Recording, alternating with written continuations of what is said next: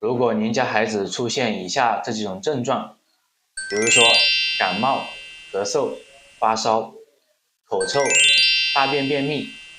睡觉翻来覆去、晚上睡觉容易出汗、有积食内热，小孩子又不喜欢打针，又不喜欢吃药，我建议采用小儿穴位贴敷治疗。我们采用小儿穴位贴敷治疗是一人一方制，通过小孩子的症状和舌苔，对小孩子进行辨证论治。例如舌质比较红、舌苔比较厚的，是积食有内热的情况；例如舌质比较淡，然后大便不好的，就是寒积便秘的情况。通过小孩子的症状，然后找到小孩子的一个病机所在，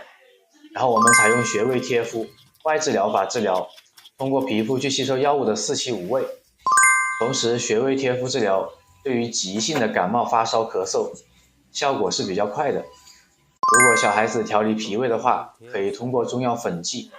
配合穴位贴敷叠加治疗，效果也是立竿见影的。